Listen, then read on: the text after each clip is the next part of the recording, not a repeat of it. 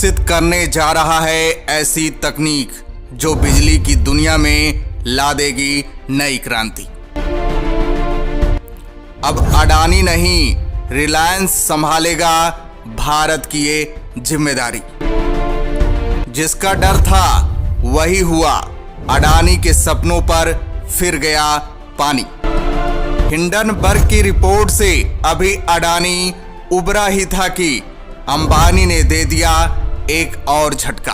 दरअसल दोस्तों, भारत की जानी मानी दिग्गज कंपनियां आमने सामने आ गई हैं। यानी अंबानी की कंपनी रिलायंस गौतम अडानी की कंपनी अडानी ग्रुप का पत्ता साफ करने के लिए मैदान में उतर पड़ी है। रिलायंस अब बिजली प्रोड्यूस करने की एक नई तकनीक विकसित करने जा रही है, जिस पर कई सालों से अडानी ग्रुप की नजर थी। इंडियन गवर्नमेंट का एक बड़ा टेंडर अपने नाम कर लिया है और अडानी ग्रुप देखती रह गई। अडानी के हाथ से इतना बड़ा टेंडर जाने की असल वजह यह है कि इस समय अडानी हिंडनबर्ग के रिपोर्ट की मार झेल रहा है। अभी संभल नहीं पाया है। जैसा कि हाल ही में अमेरिकी रिसर्च फर्म हिंडनबर्ग की रिपोर्ट आने के बाद से अडानी ग्रुप के शेयरों में भारी गिरावट देखने को मिल रही है। अडानी समूह एक इंडियन मल्टीनेशनल समूह है जिसके मालिक गौतम अडानी हैं। कंपनी की कामयाबी का अंदाजा आप इस बात से लगा सकते हैं कि पिछले 3 वर्षों में गौतम अडानी दुनिया के सबसे 5 अमीर व्यक्तियों की सूची में शामिल हो गए। कंपनी के शेयर आसमान छूने लगे, सब कुछ ठीक चल रहा था और कंपनी तेजी के साथ आगे बढ़ रही थी। लेकिन तभी एक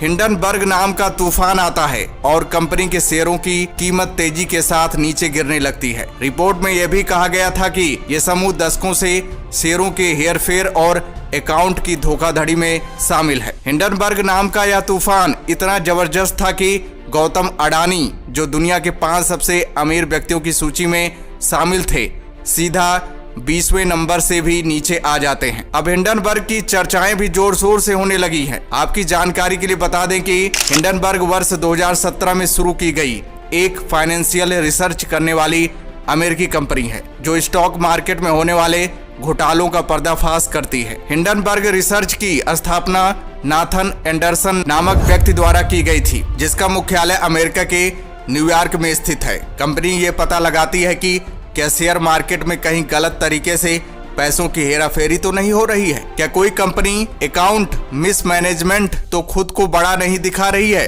क्या कंपनी अपने फायदे के लिए शेयर मार्केट में गलत तरह से दूसरी कंपनियों के शेयर को बेट लगाकर नुकसान तो नहीं पहुंचा रही है। दोस्तों, मेन खबर यह है कि Reliance industries solar energy sector में अब अपनी दमदार मौजूदगी दर्ज करने जा रही है। देश के सबसे अमीर व्यक्ति और अरबपति उद्योगपति मुकेश अंबानी ने ऐलान किया है कि रिलायंस ग्रुप आंध्र प्रदेश में 10 गीगावाट का रिन्यूएबल सोलर एनर्जी प्लांट लगाएगा। रिलायंस इंडस्ट्री के सोलर एनर्जी सेक्टर में एंट्री को उद्योगपति गौतम अडानी के समूह के लिए एक बड़ी चुनौती माना जा रहा है। अभी इस सेक्टर में अडानी ग्रुप काम करने वाली सबसे बड़ी कंपनियों में से एक है। मुकेश अंबानी ने Andhra Pradesh global investors summit 2023 के दौरान रिलायंस के इस महत्वाकांक्षी प्रोजेक्ट का ऐलान किया। 2 दिन चलने वाले इस निवेशक सम्मेलन में देश के कई उद्योगपति हिस्सा लेने पहुंचे हैं। इसमें अडानी ग्रुप के करण अडानी और GMR ग्रुप के GM राव भी शामिल हैं। और तो और मुकेश अंबानी ने प्रधानमंत्री नरेंद्र मोदी की तारीफ भी की। उन्होंने कहा कि जब से मोदी सरकार आई है उसके बाद से भारत की अर्थव्यवस्था बड़ी तेजी से बढ़ रही है। एक बात और आपको बता दें कि रिलायंस ने KG-D6 पर 1.5 लाख करोड़ रुपए का निवेश किया है। कंपनी ने इस क्षेत्र को बहुत ही ज्यादा डेवलप किया है और गैस पाइपलाइन भी डाली है। केजी बेसिन में रिलायंस द्वारा प्रोड्यूस की जा रही नेचुरल गैस से देश को क्लीन एनर्जी की तरफ ले जाने में मदद मिली है। ये देश के टोटल गैस प्रोडक्शन में 30% की हिस्सेदारी रखती है, जो भारत के विकास के लिए सबसे बड़ी भूमिका निभाएगी। आम भाषा में समझे तो कृष्णा गोदावरी यानी केजी बेसिन कच्चे तेल और गैस की खान है, जो आंध्र प्रदेश की 2 प्रमुख नदियों कृष्णा और गोदावरी के डेल्टा क्षेत्र में स्थित है। तेल के ये क्षेत्र करीब 50,000 वर्ग किलोमीटर में फैले हैं, जिसमें से 21,000 वर्ग किलोमीटर का इलाका जलीय क्षेत्र में है, जबकि 28,000 वर्ग किलोमीटर का क्षेत्र तटवर्ती क्षेत्र में है। यहाँ पर रिलायंस शहंशाह बना बैठा है। भारत के लिए मुकेश अंबानी एक और तोहफा देने जा रहे हैं। दरअसल मुकेश अंबानी 2023 के अंत तक पूरे देश में जियो 5G की सर्विस शुरू करने जा रहे हैं। सबसे हैरान करने वाली बात तो यह है कि इतना मार झेलने के बाद भी अडानी ग्रुप आंध्र प्रदेश में 2 नए सीमेंट प्लांट लगाने जा रही है। इतना ही नहीं, अडानी ग्रुप राज्य में 15,000 मेगावाट के रिन्यूएबल पावर प्रोजेक्ट और डाटा सेंटर भी स्टेब्लिश करेगी। रिलायंस ने पेट्रोकेमिकल्स और रिफाइनिंग में अपनी धाक जमाई है और बिजनेस को आगे बढ़ाया है। वहीं अडानी ने कोयला व्यापार में सफलता हासिल की है। हालांकि दोनों समूह तेजी से ग्रीन एनर्जी के लक्ष्यों से दूर जा रहे हैं, क्योंकि अंबानी ने पिछले साल $75 बिलियन इन्वेस्ट करने की बात कही थी।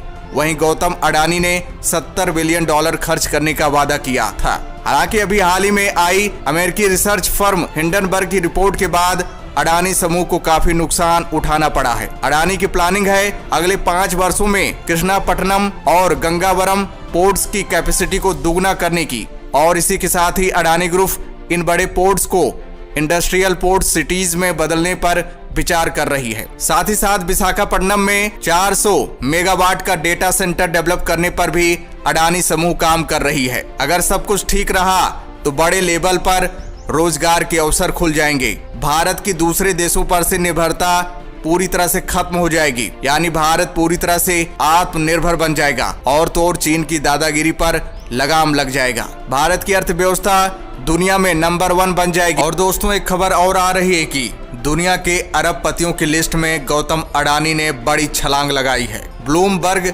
बिलियनियर इंडेक्स के मुताबिक दुनिया के अमीरों की लिस्ट में गौतम अडानी अब 24वें नंबर पर पहुंच गए हैं। शेयर बाजार में अडानी ग्रुप के स्टॉक में लगातार तेजी के बीच अडानी की नेट वर्थ में भी इजाफा हुआ है। गौतम अडानी की नेटवर्थ अब बढ़कर $49.8 अरब पहुंच गई है। गौतम अडानी की नेटवर्थ में एक ही दिन में रिकॉर्ड $5.08 अरब का उछाल आया है। अब बीते 4 दिनों से अडानी ग्रुप के स्टॉक्स में दोबारा तेजी देखने को मिल रही है। इसी के साथ अडानी की नेटवर्थ में भी इजाफा हुआ है। पिछले 3-4 दिनों में अडानी की नेटवर्थ में $11 अरब की बढ़ोतरी हुई है। गौतम अडानी का नेटवर्थ हिंडनबर्ग के मामले के बाद $31 अरब तक गिर गया था। ब्लूमबर्ग बिलियनियर इंडेक्स में मुकेश अंबानी 11वें नंबर पर बने हुए हैं। मुकेश अंबानी की नेटवर्थ में भी इजाफा हुआ है। मुकेश अंबानी की नेटवर्थ एक दिन में $2.67 अरब तक बढ़ गई है। अंबानी की नेटवर्थ अब $82.6 अरब है। पिछले दिनों मुकेश अंबानी की नेटवर्थ में भी गिरावट देखने को मिली थी। वो भी दुनिया के अमीरों की लिस्ट में नीचे लुढ़क गए थे। एक समय गौतम अडानी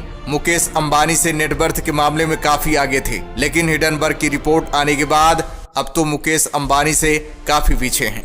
बाकी दोस्तों, इसके बारे में आपका क्या कहना है, कमेंट्स करके जरूर बताइएगा। तो दोस्तों, जय हिंद, जय भारत।